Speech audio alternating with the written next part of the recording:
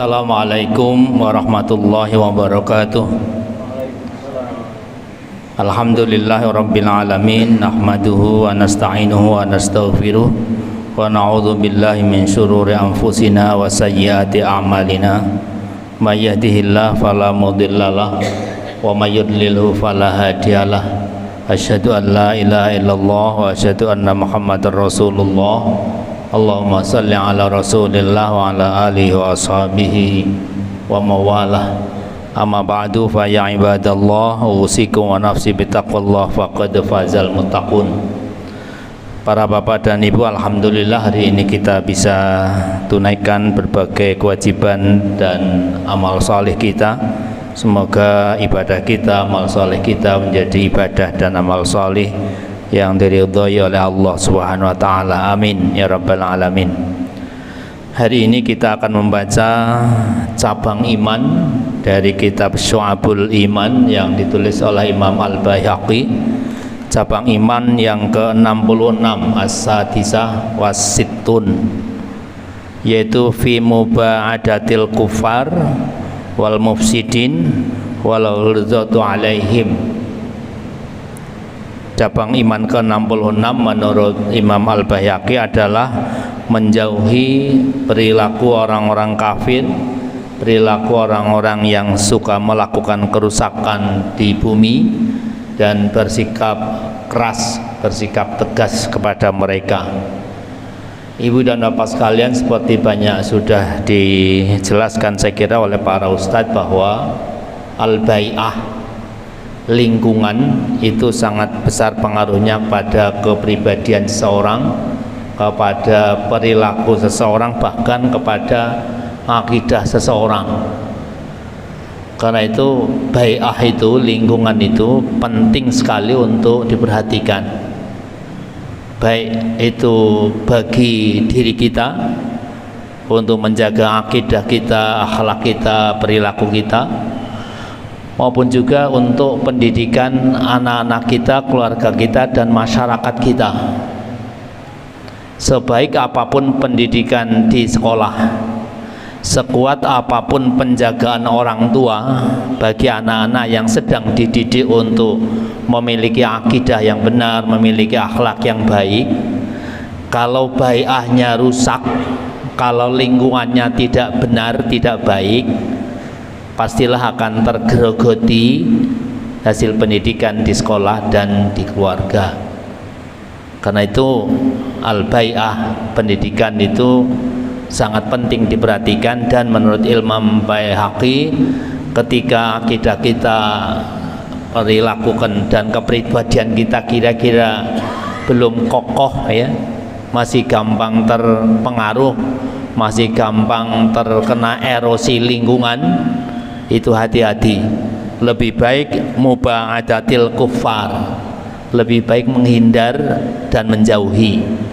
Kecuali kalau memang kita punya misi, punya visi, dan akidah kita, kepribadian kita kuat sekuat kepribadian Rasul, silakan, kita akan berjuang sesungguh perjuangan kita untuk merubah lingkungan yang tidak baik. Ibu dan bapak sekalian, simpul paling menentukan, paling banyak berpengaruh kepada lingkungan adalah pemimpin. Yang kedua, tokoh masyarakat. Karena itu dalam Islam memilih pemimpin itu hal yang sangat-sangat penting, karena dia akan menentukan bagaimana lingkungan itu jadi baik atau tidak. Kalau kepemimpinan, kalau pemimpin itu baik akidahnya, baik akhlaknya, paling tidak dia tidak mengganggu, tidak melarang ketika ada orang yang berusaha untuk tetap baik akidahnya, tetap baik akhlaknya. Tetapi sebaliknya, kalau kita punya pemimpin yang akidahnya tidak genah, akhlaknya juga tidak genah, itu bagaimana mungkin dia akan bisa membiarkan, menjaga lingkungan untuk menjadi lingkungan yang akidahnya tetap terjaga baik, terjaga akidahnya, terjaga akhlaknya dengan sempurna. Karena itulah menjaga lingkungan yang diantara simpul terpenting adalah bagaimana kita mempunyai pemimpin yang baik, baik akidahnya, baik akhlaknya, baik visi misinya untuk kebaikan masyarakat. Karena itulah beberapa ayat yang dinukil oleh Imam Al-Baihaqi terkait dengan ini, muba'adatul kuffar wal mufsidin ini, itu beberapa diantaranya adalah tentang bagaimana kita membentuk kepemimpinan di suatu komunitas. Diantaranya Allah berfirman di surat Ali Imran ayat 28, la yattakhidil mu'minunal kafirina awliya min dunil mu'minin wa may yaf'al dzalika falaysa minallahi min syai'in illa an falaysa minallahi fi syai'in illa an tattaqu minhum tuqah wa yuhadzirukumullahu nafsah wa ilallahil masir. Tidak boleh, la yattakhid itu la nafi ya, tidak semestinya, tidak sepatutnya orang-orang beriman itu menjadikan orang-orang kafir sebagai pemimpinnya.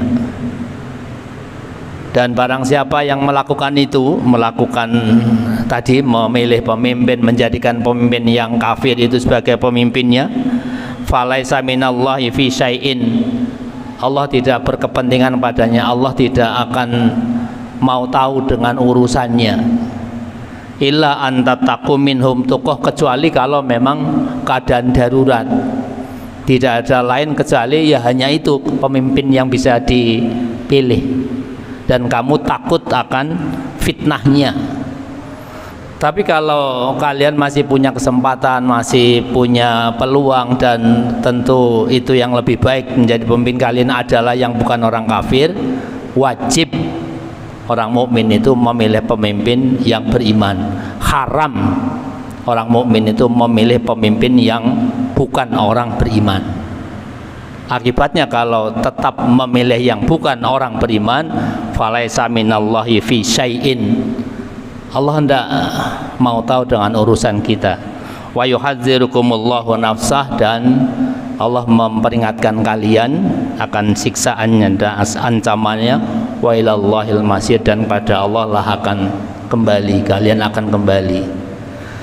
Ibu dan bapak sekalian, sekali lagi karena itu memilih pemimpin harus betul-betul jadi perhatian yang sungguh-sungguh bagi orang beriman. Pemimpin di tingkat manapun, baik di tingkat RT, RW, kelurahan, kecamatan dan seterusnya, sampai presiden sekalipun, itu kita wajib memilih pemimpin beriman. Tetapi kita tidak wajib untuk menjadikan yang kita pilih itu harus jadi. Wajibnya itu wajib untuk memilih sesuai syariat. Soal jadi dan tidaknya tergantung sistem yang berlaku dan qadarullah, ketentuan Allah SWT. Pemimpin itu simpul yang sangat menentukan lingkungan kita. Yang kedua, tokoh masyarakat. Apa yang bisa kita lakukan agar di suatu lingkungan itu tokoh punya pengaruh? Ya tentu harus kita usahakan bahwa yang kita tokohkan adalah orang-orang yang pengaruhnya pengaruh positif, membawa al-haq, kebenaran, membawa virus-virus akhlakul karimah.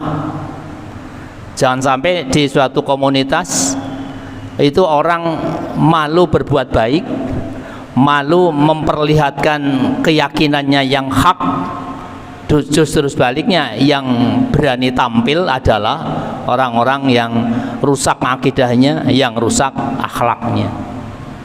Disitulah peran tokoh, peran lingkungan, dan setiap kita wajib untuk menjadi tokoh yang membawa virus-virus kebenaran itu. Ketika para bapak membaca ayat wa qul ja'al haq wa zahaqal batil, dan katakanlah al-haq datang dan hancurlah kebatilan, itu bukan statement pernyataan Allah yang given, yang ujuk-ujuk jadi, tapi harus ada ikhtiar. Setiap kita bagaimana untuk membuat satu milieu lingkungan agar di lingkungan itu malu melakukan keburukan, malu berakidah yang tidak benar, melakukan kemusyrikan, malu berakhlak yang melanggar syariat, melanggar sunnah Rasul, tetapi bangga melakukan kebaikan, bangga berakhlakul karimah, dan bangga punya akidah yang benar. Dan itu tokoh yang akan banyak menentukan. Karena itu dalam Islam itu ada kaidah, ada slogan, apapun istilahnya dari Nabi, khairun nas anfa'uhum linnas. Setiap orang baik itu harus berusaha menjadi orang yang paling manfaat di lingkungannya. Dan ketika ia memberikan kemanfaatan sebanyak mungkin, tentu dia akan ditokohkan. Dan ketika dia ditokohkan, dia akan banyak pengaruhnya kepada lingkungannya. Orang baik tidak semestinya bersembunyi di balik apapun alasannya untuk tidak menampilkan kebaikannya. Ketika itu dilakukan, maka keburukan yang akan tampil di depan, yang akan terlihat di permukaan, dan lingkungan akan terusak oleh orang-orang yang membawa virus-virus keburukan, virus-virus kenegatifan. Karena itulah lingkungan harus dibangun. Pertama, simpulnya adalah pemimpin, yang kedua adalah tokoh-tokoh yang ada di masyarakat itu. Semoga kita semuanya menjadi orang-orang yang bertanggung jawab terhadap lingkungan kita, untuk terjaganya akidah kita, terpeliharanya akhlak kita, serta terpeliharanya akhlak serta akidah anak-anak kita, keluarga kita, dan lingkungan masyarakat kita. Amin ya rabbal alamin. Subhanakallah wa bihamdika asyhadu an la ilaha illa anta astaghfiruka wa atubu ilaik. Assalamualaikum warahmatullahi wabarakatuh.